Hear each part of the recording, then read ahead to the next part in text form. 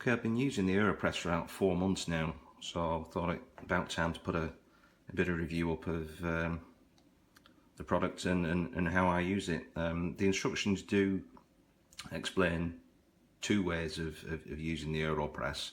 I'm going to show you the inverted method, which I think is easier and less likely to spill. But basically what you've got is 2 parts, and it's basically like a syringe. So you've got like a chamber in there, and there's a rubber seal on the end of this piece, and when you push this plunger through, you basically push in the coffee and the liquid through a paper filter there into your cup. So I shall just show you how this works. So like I say, this is the inverted method. Now you do get a scoop, like a coffee measure thing.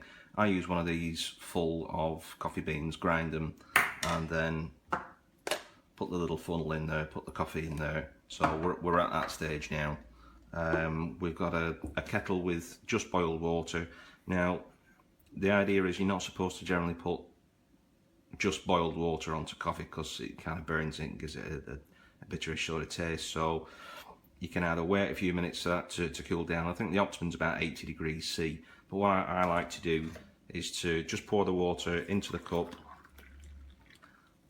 That serves 2 purposes. The heat from the water goes into the cup and warms the cup nicely, and it also lowers the temperature of the water. I have checked this numerous times, and it's around about the 80 degrees C, so I'm not to a couple of degrees.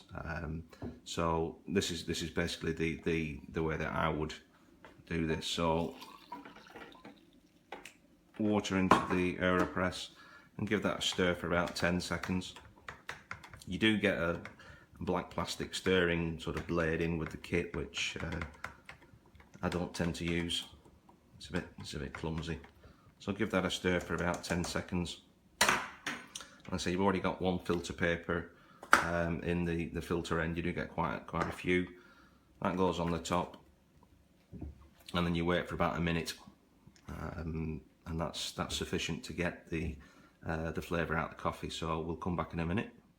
Okay, so a minute later, and now what we do is we invert this over the cup.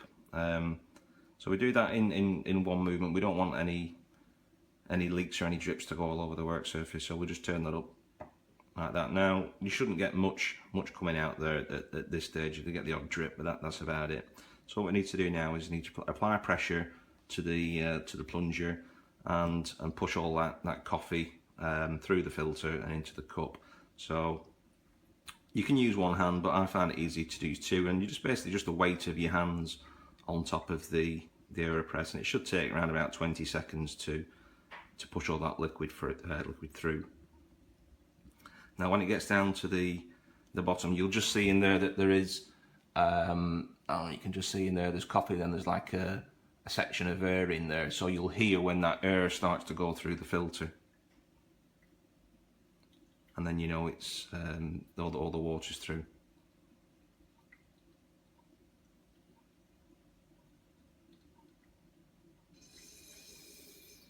There you go, push that down to the bottom. So let the last few drips come out. That's that. And you can top that up with water, because you don't get generally a full cup. It's like a concentrated sort of slug of coffee, if you will. So then you'd put either coffee mate or milk or whatever you put in there, or just drink it black. To get rid of the sort of little puck of coffee you get in there, you can just take that off and take that over to the bin like that, and then just fire that in, and then whatever little bits you've got on there, you can just rinse those. So this is a review of the AeroPress coffee maker, and I want to start by saying I bought one 5.5 years ago. This was the original one. Been very happy with it, but it has deteriorated enough at this point, more than 5 years, that I decided to get a new one. And there are some differences. First, let me show you what happens over time.